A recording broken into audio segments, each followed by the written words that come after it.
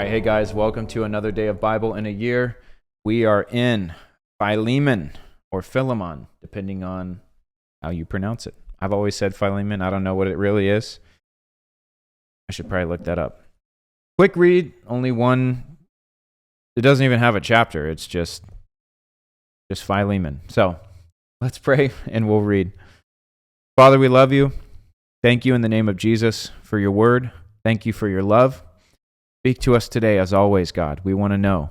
We want to know why this letter, why this book is in the Bible. So please reveal it to us, God. Teach us something today. Our hearts, our minds are open to you. In Jesus' name, amen. Okay, here we go. The epistle of Paul, the apostle, to Philemon. Paul, a prisoner of Christ Jesus, and Timothy, our brother, to Philemon, our beloved friend and fellow laborer, to the beloved Apphia, Archippus, our fellow soldier, and to the church in your house.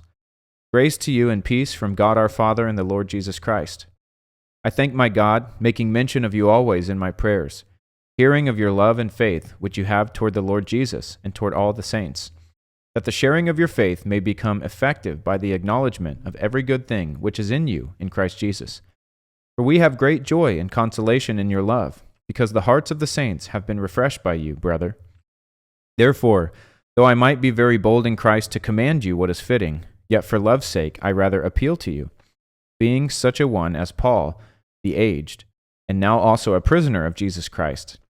I appeal to you for my son Onesimus, whom I have begotten while in my chains, who once was unprofitable to you, but is now profitable to you and to me. I am sending him back. You therefore receive him, that is, my own heart, whom I wish to keep with me, that on your behalf he might minister to me in my chains for the gospel. But without your consent I wanted to do nothing, that your good deed might not be by compulsion, as it were, but voluntary. For perhaps he departed for a while for this purpose, that you might receive him forever, no longer as a slave, but more than a slave, a beloved brother, especially to me, but how much more to you, both in the flesh and in the Lord. If then you count on me as a partner, receive him as you would me. But if he has wronged you or owes anything, put that on my account. I, Paul, am writing with my own hand. I will repay, not to mention to you that you owe me even your own self besides. Yes, brother, let me have joy from you in the Lord. Refresh my heart in the Lord. Having confidence in your obedience, I write to you, knowing that you will do even more than I say.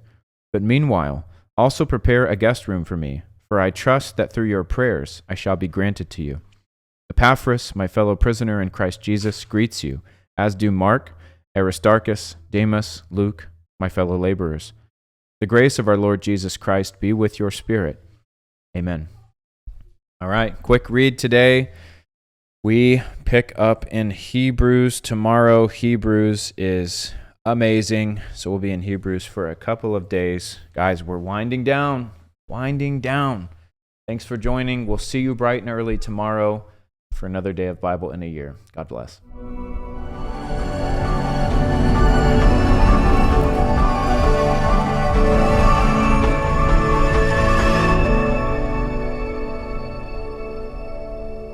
Hey guys, thanks for tuning in here with us at Bible in a Year. Can I encourage you to please make sure you like, subscribe, engage with the content, comment on the videos, and then share them. That is how we are going to see a global movement, is if everyone shares it with someone else. This is not about someone getting popular or anything. We're just reading the Bible. So if you want to see the Bible go viral in 2025, share this video and let people know this is happening every single day. Get them involved. I also want to say this, as a prophetic act, what we're doing, this is a lot of manpower, a lot of time. I'm a busy guy. I travel a lot, over 60,000 miles a year, running a ministry, Promise Keepers, a national men's ministry. We're putting on events. We do a live weekly Zoom every Wednesday night for the guys. I lead local groups here at home. I'm just saying, I don't need more things to do, but this was on my heart. This was important. And it's not just me doing this.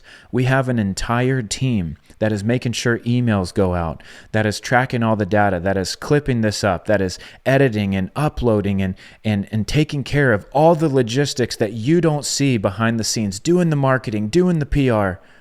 I'm going to ask you to do one thing.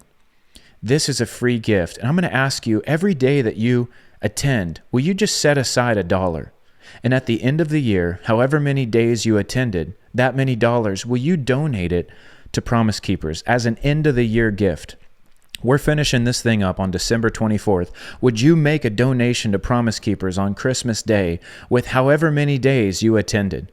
If people around the world did that, we would be able to continue providing free resources just like this. I want you to think about this. This is totally free, and we are using the biggest platform in the world, social media, to get the Bible out there to unreached people groups. Believe it or not, there are still people around the world. There's 3.2 billion people in the world, statistics have shown, that have not heard the gospel. When you share and when you give, you enable us to do this full time. And so I'm just asking, not for you to give right now, not for you to sign up as a monthly giver.